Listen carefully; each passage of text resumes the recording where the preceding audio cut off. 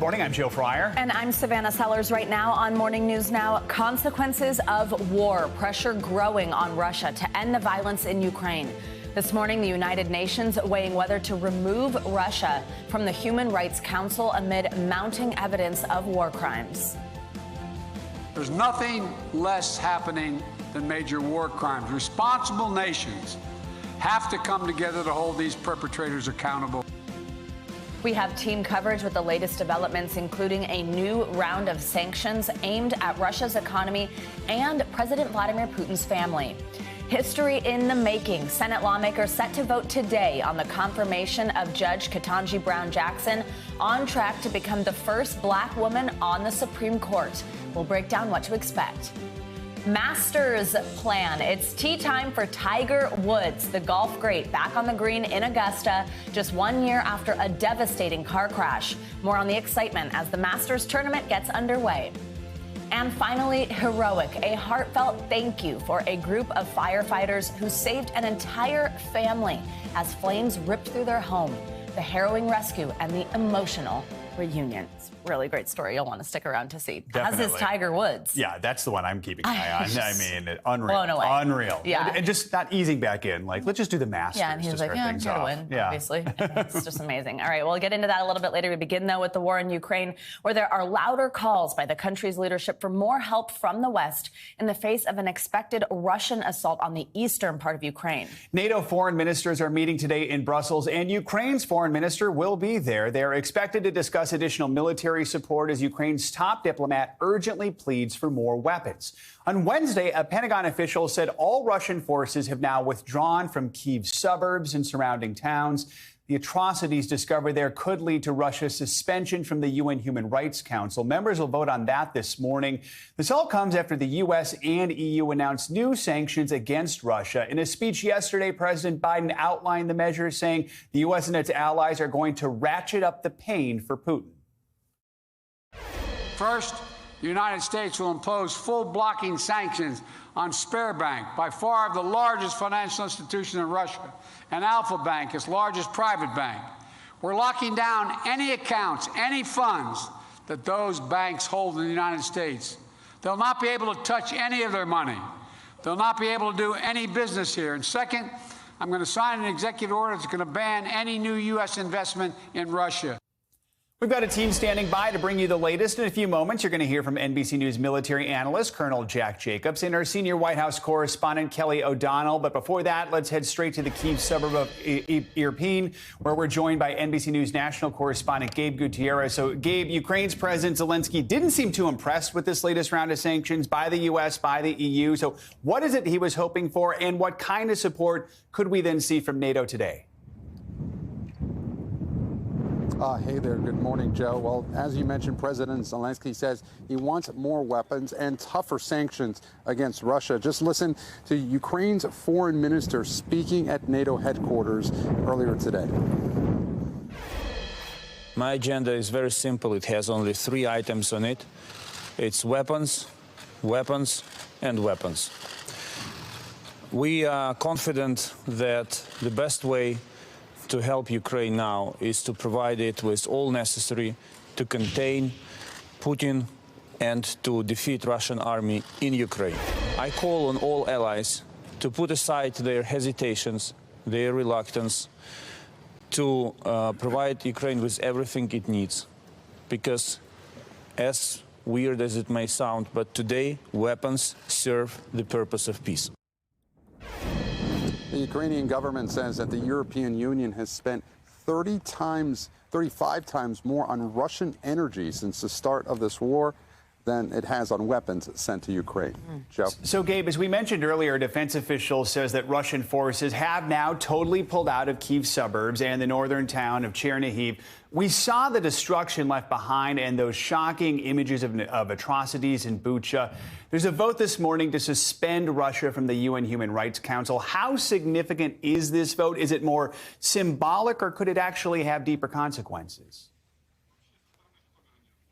Well, Joe, it would require 2/3 of the Human Rights Council to suspend Russia, and the body's decisions actually are not legally binding, but they can at times have important political consequences. So that remains to be seen. But you mentioned those Kyiv suburbs. We're in one of them right now, Irpin. And I want to show you just a little bit. This is actually an apartment building that was shelled at the beginning part of this war. So we step over this glass here. You can see the blast wave shattered the windows here.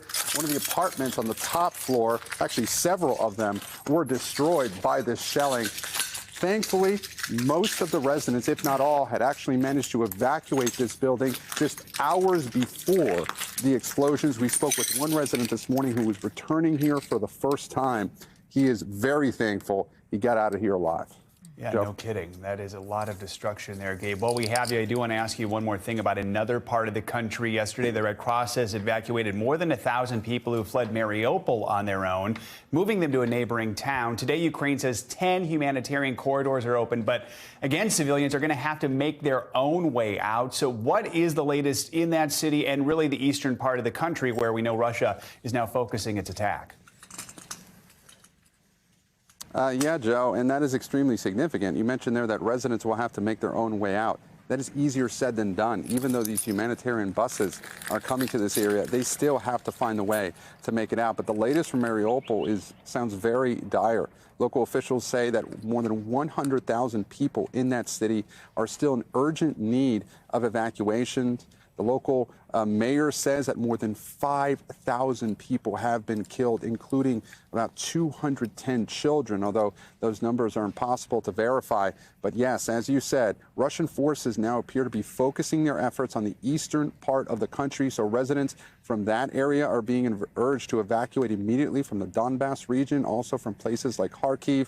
But also there is significant concern in the south in places like Mariupol and also nearby Mykolaiv, where shelling is intensifying at this hour.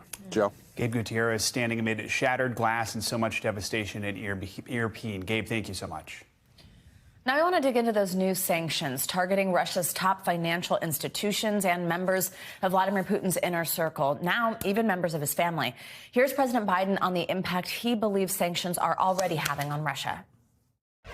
Together with our allies and our partners, we're going to keep raising the economic cost and ratchet up the pain for Putin and further increase Russia's economic isolation. The steps we've already taken are predicted to shrink Russia's gross domestic product by double digits this year alone.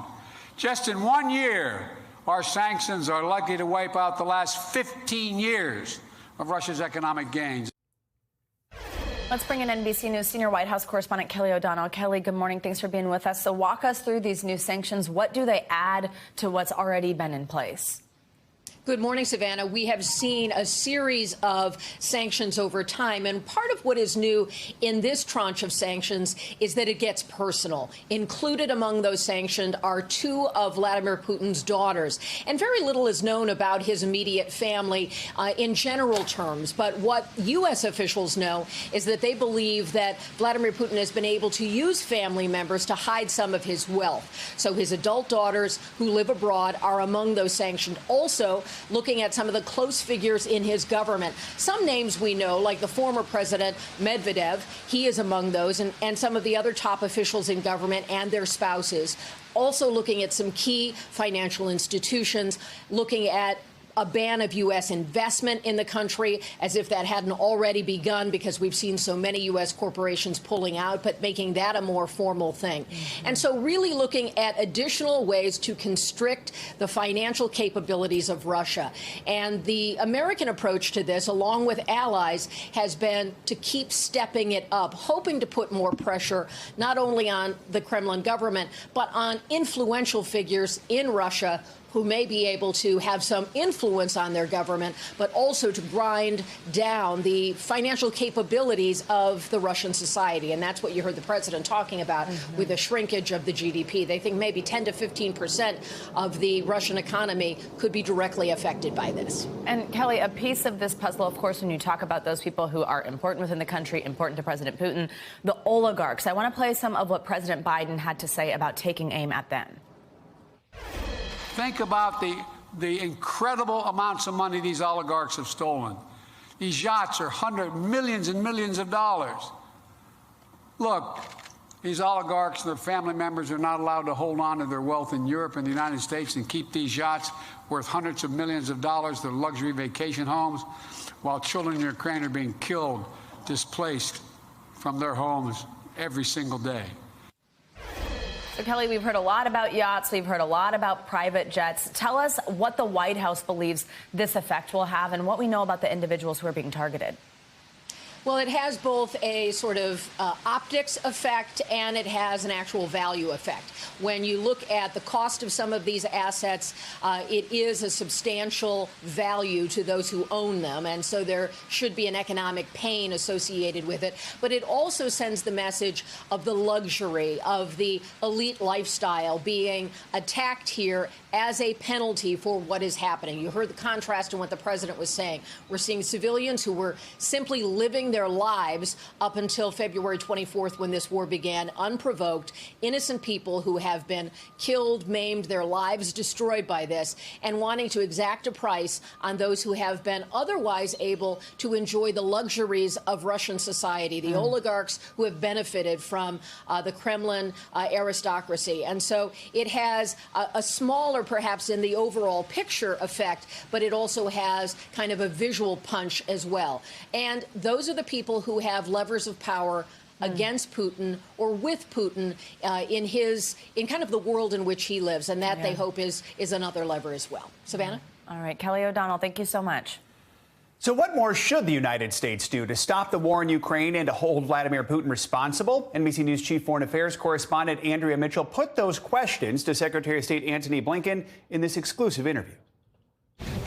The horror the Russians left behind prompting cries for justice as America's top diplomat rallies NATO to brace for a long war. President Biden has called Putin a butcher, a war criminal. You have said that the people responsible for the crimes in Bucha and those who ordered them will be held accountable. That's right.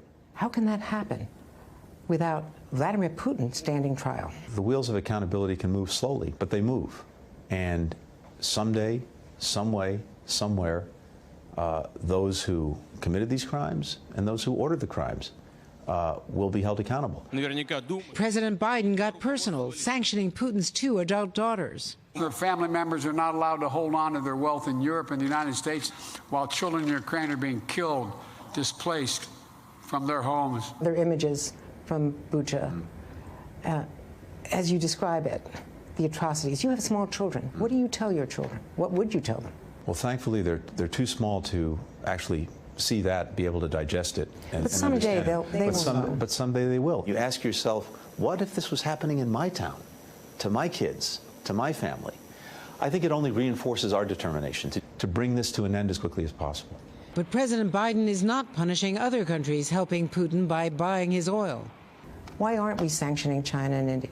These sanctions are having a dramatic impact. But there are big loopholes, and Europe still is buying natural gas and still will for another year. There are loopholes that, piece by piece, one by one, we're trying to close. Sometimes that takes time. Time the Ukrainians don't have.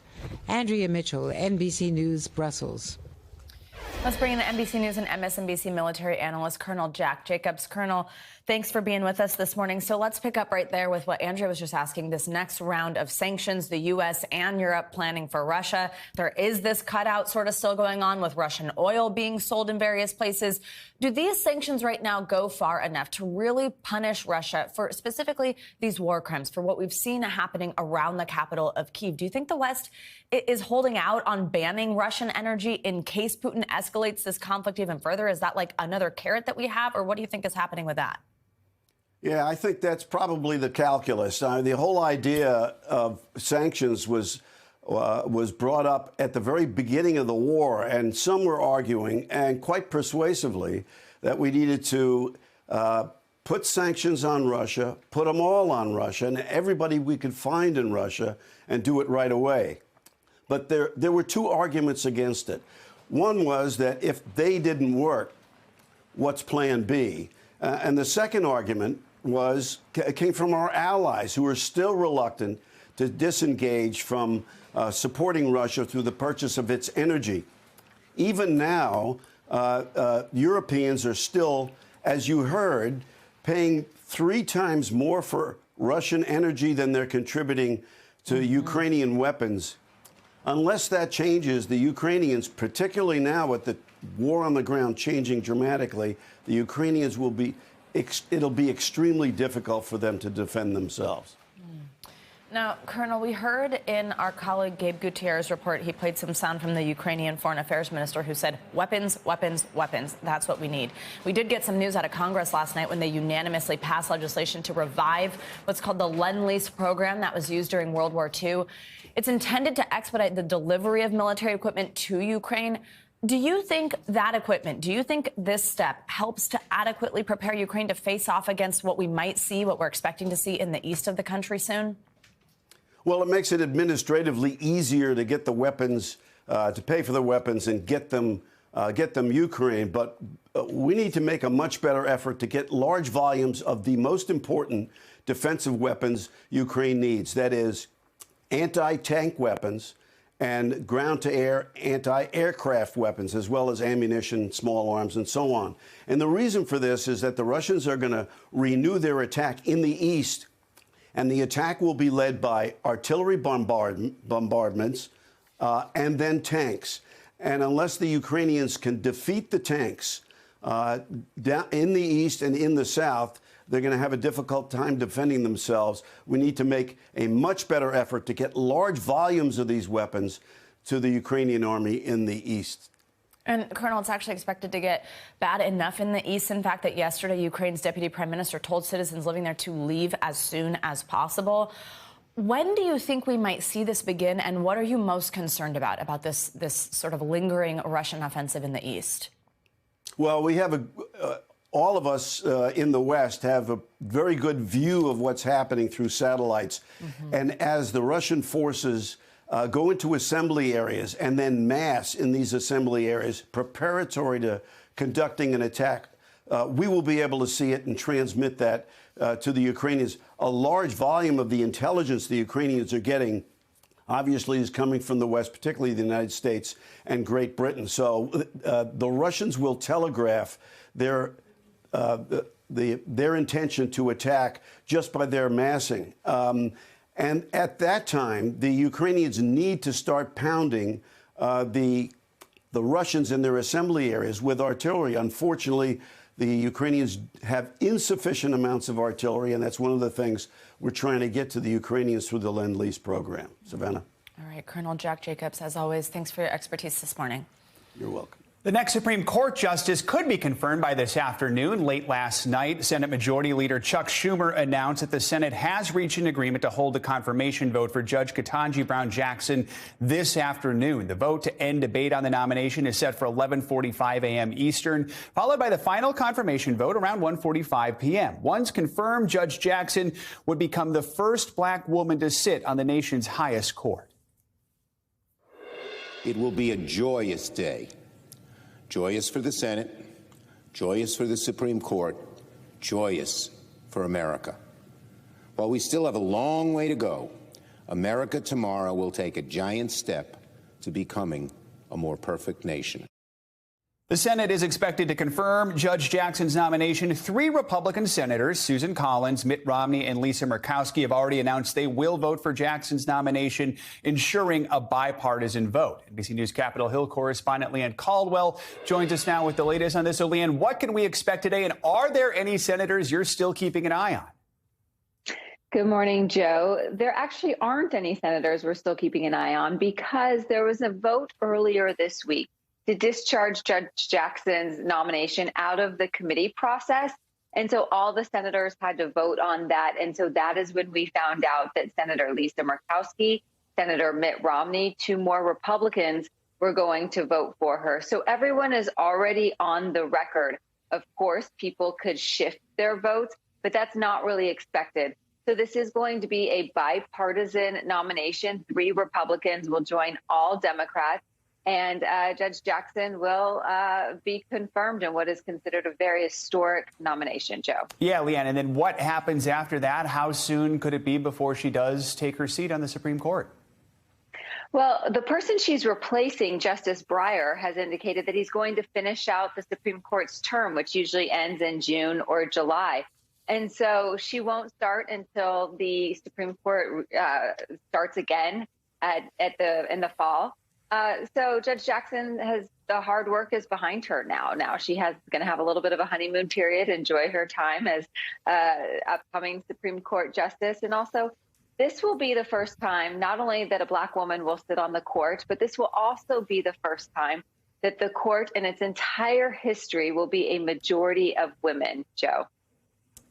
And finally, while we have you, Leanne, let's quickly turn to the January 6th committee. We know that the House voted to refer two former Trump aides, Peter Navarro and Dan Scavino, to the Justice Department for criminal contempt of Congress. Both have ignored subpoenas from the committee. So what happens next, and what are the odds that the DOJ does pursue charges here? Yeah, just two Republicans joined all Democrats. Of course, those two Republicans were the two Republicans on the January 6th Select Committee, Liz Cheney and Adam Kinzinger.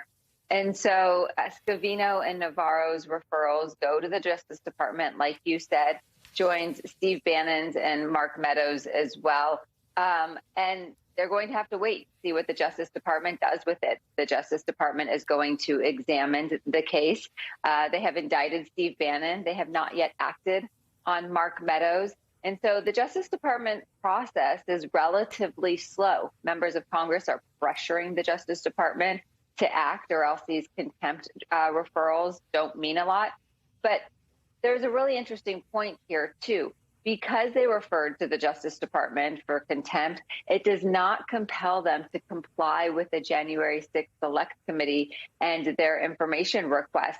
And so while that's why the committee thinks it is so important for the Justice Department to act, or else there's incentive for people not to cooperate, Joe.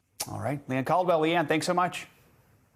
The Minneapolis police officer who shot and killed Amir Locke while conducting a no-knock warrant will not face criminal charges. Here's NBC News national correspondent Miguel Almaguer with the details. After police quietly unlocked this Minneapolis apartment, then startled and killed Amir Locke, who was under a blanket sleeping on a couch and reached for his gun. The officer who fired his weapon, Mark Hanneman, will face no criminal charges. To charge a case like this would simply be wrong. After a 2-month review and now the promised release of all body cameras, including Hanneman's, investigators say the officer followed the law after video shows Locke holding his registered gun aimed toward Hanneman, though his finger was not on the trigger. Hanneman told investigators, "I felt if I did not use deadly force, I would likely be killed." It would be unethical for us to file charges in a case in which we know that we will not be able to prevail. As protests erupted after the shooting, police came under intense scrutiny for killing the 22-year-old, who was not a suspect in their case, while executing a no-knock warrant, a practice now banned in the city. This is not over. You may have been found not guilty, but in the eyes of me, being the mother who I am, you are guilty. Calling his killing an execution, Locke's family, who is still pursuing a civil case, says what happened is just another police cover-up. Miguel Almaguer, NBC News. The officer involved in the case returned to active duty on February 28th, but is no longer on the SWAT team. Time to get a check on your morning news now. Weather? Which means now it's time for Bill Cairns to join us. Hi, Bill. Good morning. Yeah, good morning. Just a ridiculous amount of severe weather again yesterday in the same spots in Georgia. And just day after day, we're just showing you these pictures of these destroyed homes and these lives that are just turned upside down. This time, once again, it was in Georgia. And we were in areas, look at the damage. Look at those trees all thrown in different directions. That's the difference between straight line winds and a tornado.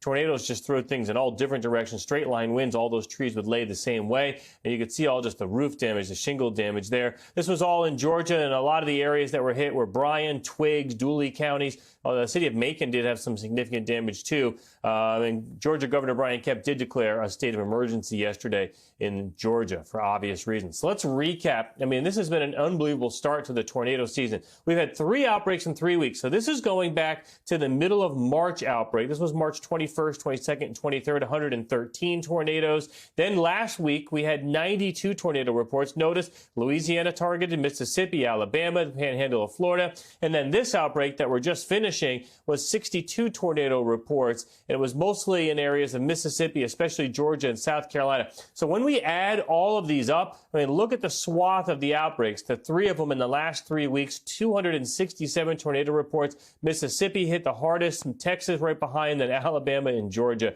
An incredible start to our tornado season, not a start that we want. So where are we today? That storm system is now exiting the coast of Florida. We still have one area of severe storms just south of Jacksonville down towards Daytona Beach. So we'll continue to watch that. Chances of isolated severe storms in central Florida today from Daytona Beach southwards down through Orlando, the I-4 corridor to Tampa to Sarasota to Fort Myers. And then eastern North Carolina will also get some strong storms. It's a pretty wild weather map today. Heavy rain in the northeast this afternoon. It's cold and even some snow in Minneapolis. And guys, take a look at Los Angeles. That is not a misprint today. Wow.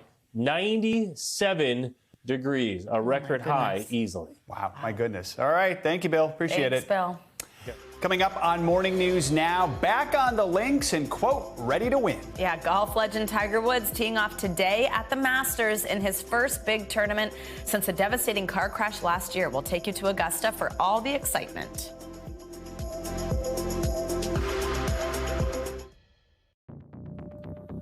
Welcome back. More of our coverage on the war in Ukraine coming up, including the impact it's having on businesses owned by Russian Americans. But first, here are some of the other stories making news this morning. Right now, the first major golf tournament of the year gets underway this morning with the Masters at Augusta National, where a legend, you might have heard of him, is making a comeback for the ages. Tiger Woods, yep, sure you've heard of him, is set to make his return to the links, teeing off at a major for the first time since last year's car crash in California. NBC News correspondent Jay Gray joins us now from Augusta, Georgia, where all the action is taking place. Hey, Jay, good morning. So just tell us what the mood is like where you are right now. What's the level of excitement this morning?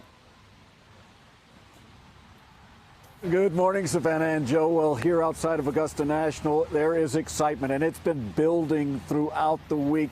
We're still a good ways away from teeing off here, and we're already seeing crowds start to gather and make their way inside. Look, this is something that we didn't think would happen, and Tiger himself said he was really not sure it would happen as much as a year ago.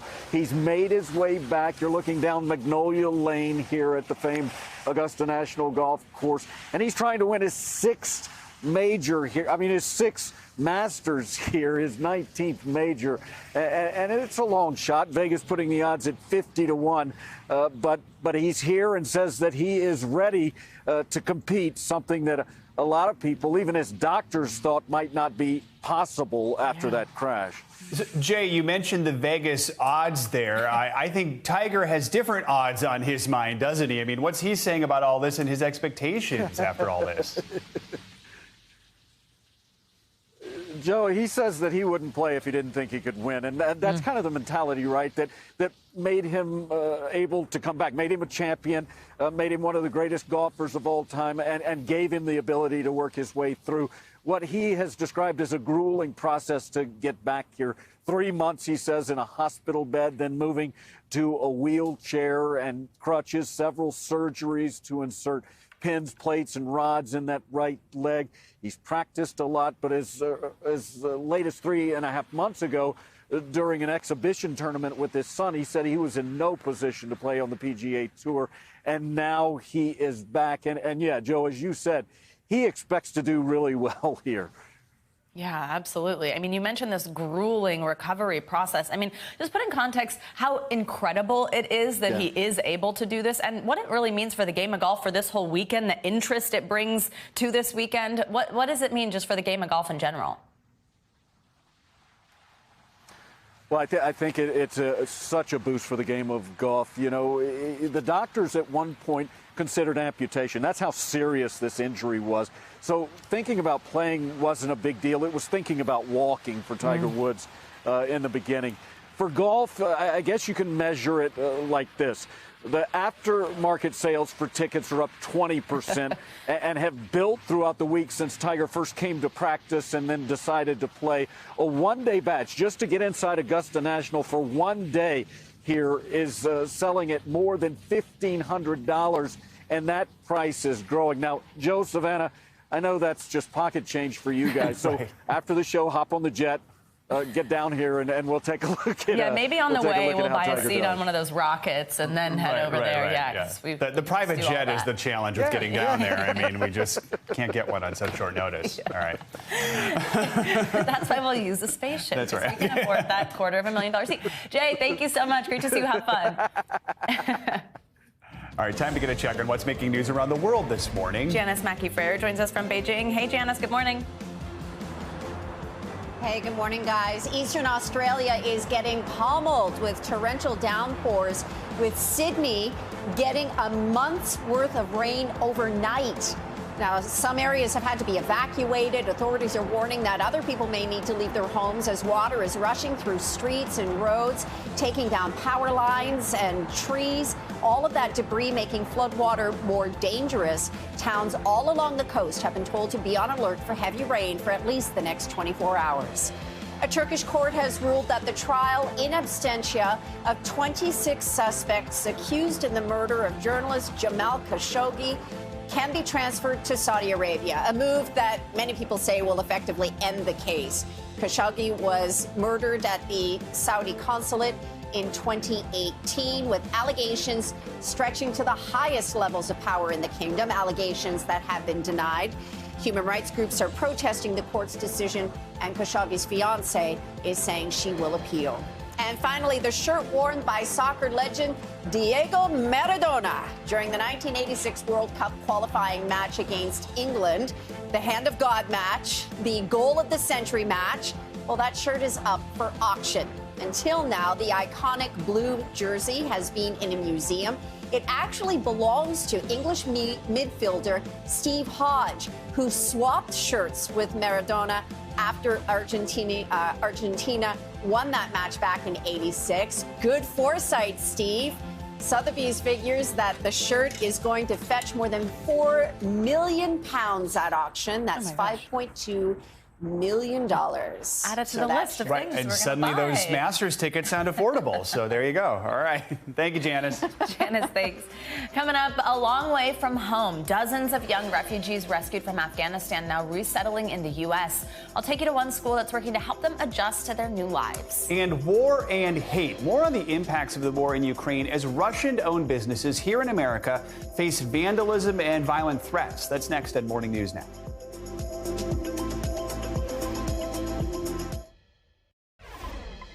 Welcome back. Thousands of families were airlifted out of Afghanistan last summer and have been living at Fort McCoy in Wisconsin. Now, many of those families are being resettled in Milwaukee, including children who don't speak English.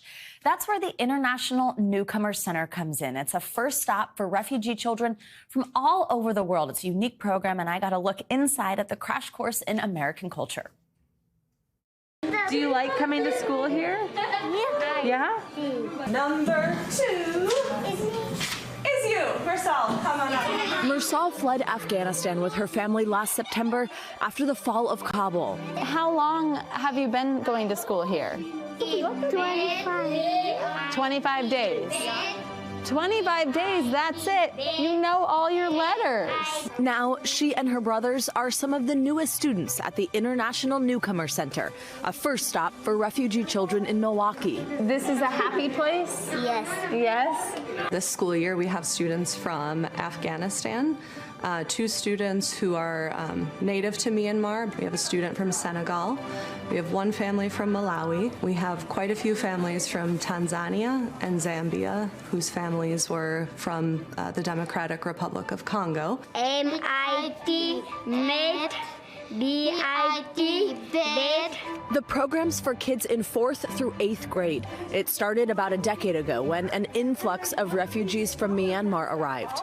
And over time, it's turned into a crash course on how to live in America. So we teach them really how to be in school. We teach them about, American culture, and we've learned in other cultures it's a sign of respect to, look down if you're speaking to an elder, but eye contact in our culture is a pretty big thing to show respect. Just those greetings, if someone says thank you, to reply with you're welcome. Etiquette in class, personal hygiene, it's different in various cultures. Knowledge, education, and wisdom. When you have it, no one can take away from you. And one day one of them could be the principal. Yes, ma'am. Every day I go through the class and talk to the kid. Hey, I used to be like you when I came to this country, and I escaped Laos with my sister, my older sister and her 2 kids and her husband on Sunday afternoon to Thailand. And we so lucky that if the Communist guards see us, we will be killed right there in the Mekong River. So we end up in Milwaukee on September 29, 1983. And in the 10 years since he helped start the Newcomer Center, he's found nothing brings these students together like soccer. So every country in the world playing soccer. So soccer, even though they don't speak English, and they know how to play soccer. In here, thousands of miles away from the conflicts they fled, these kids get to just be kids. We had various ethnic and religious minorities out of Myanmar. Back in their home country, they definitely were not going to be in the same space. And just through a lot of activities and conversations, I mean, some of those students now are close friends in college, living together. So it's just a lot of care, a lot of empathy, and showing them that we're really all here learning. And it's the connections made here that bring some back. I just graduated with my education degree. I have a lot of good memories in here. That's why I want to come back and make a difference, in other people's lives and come and be a part of the community. And when you first came to this school, you didn't know any English? No English. I don't understand what they're saying. I was just sitting there and looking around and feeling, very scared and nervous. But the teachers are very caring. She was in my first class when I taught here. She was an 8th grader, my first year at this school. And they are making differences in other people's lives. So I'm just very thankful for them.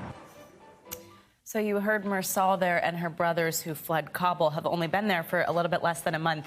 And the principal actually told us right before we came, I'm so happy you're coming now, because just about a week ago in soccer, when we were playing soccer, is when they really started to open up. They were so talkative. They were so fantastic. And actually other school districts are calling that principal to ask, how do we do what you do? Because it really is one of the only programs like this in the country. I love how they figured out soccer is like the thread that can sort of tie them together and help them open up. And I also like just saying that you can't take this away from them now, what they've learned. That's great. Absolutely. Yeah, Very it's cool. really cool. And so such a step up from just English. They're not just teaching them the language. It's a full cultural experience, and they really take care to learn the culture that they came from as well, which is really sweet. Very cool. Thank you for sharing that story with us. Absolutely. Now, Russian businesses in New York City are facing a new wave of anti-Russian sentiment, hate calls, vandalism, even violent threats. They say it's skyrocketed since the war in Ukraine started. NBC News Now correspondent Maura Barrett visited a Midtown piano bar that is struggling to stay open. Russian Samovar has been serving New Yorkers traditional Russian plates for more than 35 years. But since the Russian invasion of Ukraine, it says it's been struggling to fight an onslaught of anti-Russian sentiment. We've been getting a lot of hate calls, people calling them I'm a female dog. So we hope your business burns to the ground, calling us fascists, calling us Nazis. Misha von Schatz's grandfather opened his piano bar in Manhattan when he emigrated from the then Soviet Union. Its staff is made up of immigrants from both Russia and Ukraine, many of whom still have family back home. One of our servers, her family is stuck in Kharkiv in bomb shelters for the whole month. We have one of our own who's been with us for about 10 years. He was stuck in Odessa. Thankfully, he got out about 2 weeks ago, and most of our staff's family is still stuck there. But we're doing anything and everything we can to, prop up business, bring money into the restaurant so we can give more to them as well. They've tried to show support for Ukraine, putting up anti-war signs and holding fundraisers for Ukrainian troops. But they say their beloved business is still being vandalized. We're the new villains. This Russophobia 2.0. We had a sign, a flag out that one of our staff drew up. It said, it's a Ukrainian flag, and it had freedom across it, and it's been missing since Saturday. It's like, why would you take that down? The collateral damage affecting business. First day after the war, we dropped about 20 reservations within less than 12 hours. Business was down that following Friday, 60%, 70% that following Saturday. Over in Brighton Beach, Bobby Rackman decided to change the name of his market from Taste of Russia to International Food. And other Russian-owned businesses battle similar problems. When we're seeing this type of violence and negativity towards Russian immigrants in America, how does that impact their life here? Yeah, obviously it's a very bad situation, a very bad story. No one should be vandalized or somehow mistreated just because they come from a country that has the misfortune of being ruled by a dictator that is waging this horrific war. At least 10 states have removed Russian liquor from their shelves. In Canada, Russian pianist Alexander Malafiev had his performances canceled, and the UK's Royal Opera House canceled a planned residency by Moscow's Bolshoi Ballet. Anti-Russian sentiment has even made its way up the steps of the U.S. Capitol. Frankly, I think closing their embassy in the United States, kicking every Russian student out of the United States, those should all be on the table. As the war rages on, business owners like Misha are worried they'll feel the brunt of the world's growing Russophobia. We're not for war. None of our staff is for war. Most of my Russian staff and our Ukrainian staff, like the Russian staff, is embarrassed. It's governments playing war, and we're left, dealing with the repercussions. Our thanks to Maura Barrett for that report. Coming up, sky-high gas prices fueling a fight on Capitol Hill. Up next here on Morning News Now, the political blame game playing out in Washington as oil company executives testify before lawmakers. Stick with us.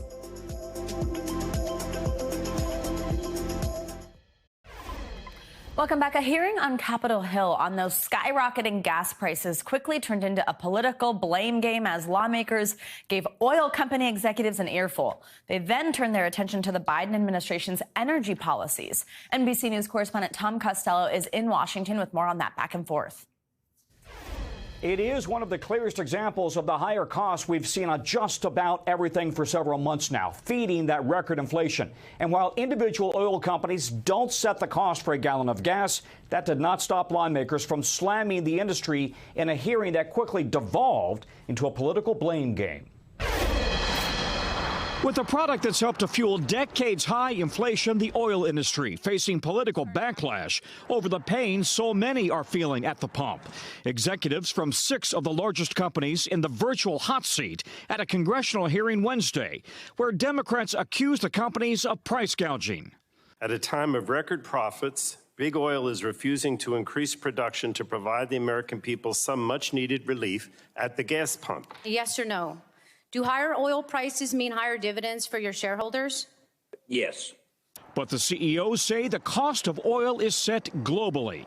No single company sets the price of oil or gasoline. Nearly all Shell-branded retail stations in the U.S. are owned by independent operators who set their own prices in the marketplace. And with major sanctions on Russia's energy sector, the cost for crude has soared. The United States is the world's biggest oil and gas producer, and we need to keep producing in order to meet demand. The average for a gallon of gas now $4.16, $1.29 higher than last year. Drivers in 13 states and D.C. paying even more, including California, the highest at $5.82 a gallon. Republicans who hope to regain control of Congress in the midterms put the blame for the high prices at the president's feet. Putting mountains of red tape on every American driller, making it harder to drill. Arguing the administration's policies and efforts to wean the nation off fossil fuels are driving up costs, and accusing President Biden of trying to distract from low approval ratings. This is not the Putin price hike. This is the Biden price hike, and it's been a steady climb since he took office. Importantly, 2 years ago, we saw historic low demand for gas during the pandemic. Oil company profits fell. They pulled back on drilling. Now demand is back, but oil production has not returned to those pre-pandemic levels as shareholders have demanded companies maintain profits. Though experts do believe gas prices will drop another 10 cents over the coming weeks as the U.S. and others tap their oil reserves. Back to you. All right, Tom Costello, thank you. Time now for Climate Control, our weekly look at headlines about our planet's climate. This week, a new report from the UN lays out the path to averting the worst consequences of climate change, saying the time to act is now or never. Yeah, such an important warning. Plus, a company is turning carbon from the air into cocktails. NBC News meteorologist Bill Cairns is back with us for more on this. Bill, we'll get to that last one in a moment. But first, let's start with that study from the UN's climate panel. It summarizes the best thinking from researchers on how to reduce the greenhouse gases that cause climate change. And there's actually some good news in there, right?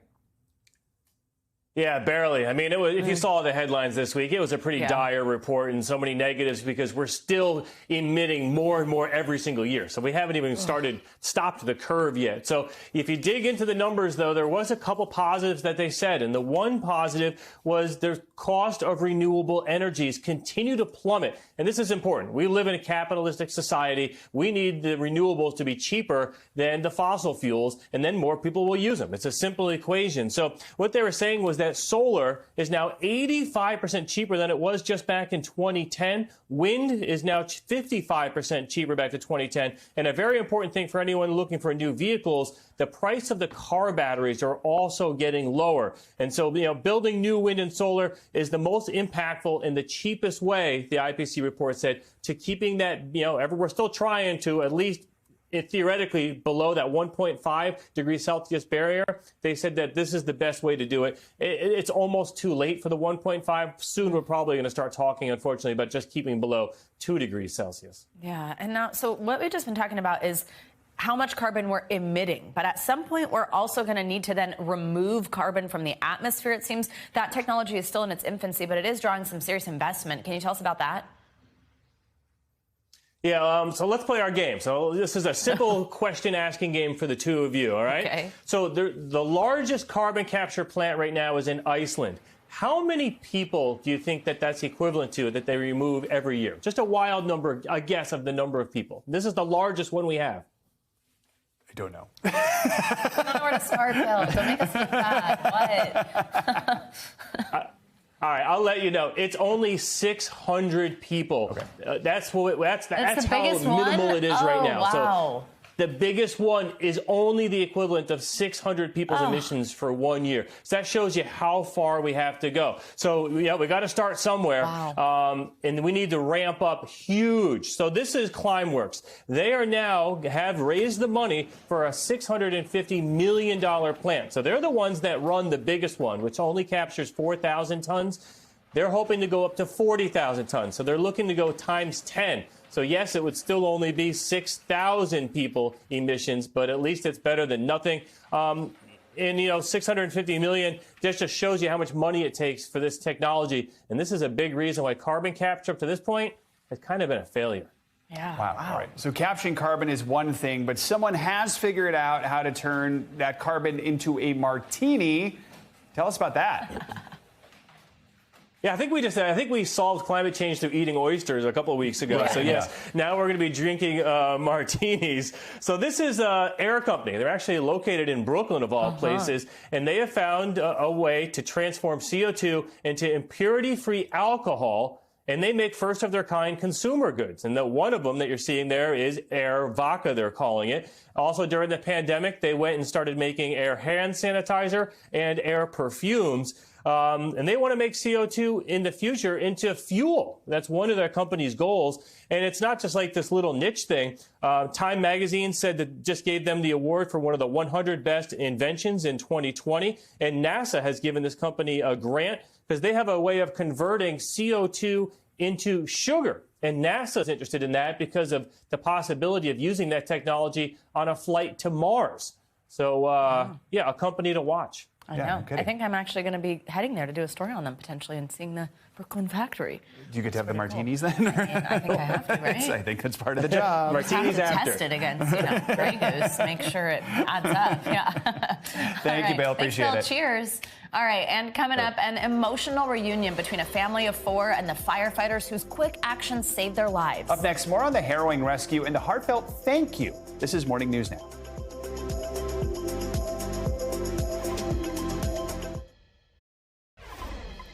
Finally this hour, a hero's thank you for some New Jersey firefighters who rescued a family of 4 from their burning apartment. Yeah, that family is now getting the chance to show their gratitude in person. NBC News senior national correspondent Tom Yamas brings us their heartwarming story. This cell phone video captures the moment firefighters in South Jersey started to rescue a family trapped as a fire burned through their third-floor apartment. Just thinking about that moment brings mother Chelsea Mitchell to tears. We couldn't escape. We could not get out that door. What we saw behind that door, I knew that if we didn't get out that window, we were going to die. Inside that apartment, Chelsea, her fiance Dominic, and their 2 children, 5-year-old Luna and 3-year-old Aries. I had my hands over their faces because I didn't want them to breathe it, and I just turned and ran back towards my bedroom. I fell. I was crawling with them to the room, and when we got in the bedroom, I just put my head out the window and started screaming for help. Thankfully, help was quick to arrive. Firefighter Kevin Hall was on duty. And be trained to go and make sure that you do your best and you're ready, because it's not a game. Hall and fellow firefighter Brian Lippincott teamed up on the rescue ladder that night, carrying little Aries and then Luna out of the apartment. Mom and Dad quick to follow. This is why we train and why we drill, so it becomes second nature. So you don't have to spend a lot of time thinking on the inner monologue. You just do it. You just go. The family knows they are lucky to be alive, and this story and rescue doesn't end here. Chelsea wanted to thank those brave firefighters in person, hugging the men who saved her children. Sure, absolutely. But being at that firehouse and seeing the men who helped them took her back to that night and the realization of just how lucky they are. Just knowing how close we were to losing our kids. Wow, what an amazing rescue. Our thanks to Tommy Amos for that report. Does it for this hour of Morning News Now. But the news continues right now. Thanks for watching our YouTube channel. Follow today's top stories and breaking news by downloading the NBC News app.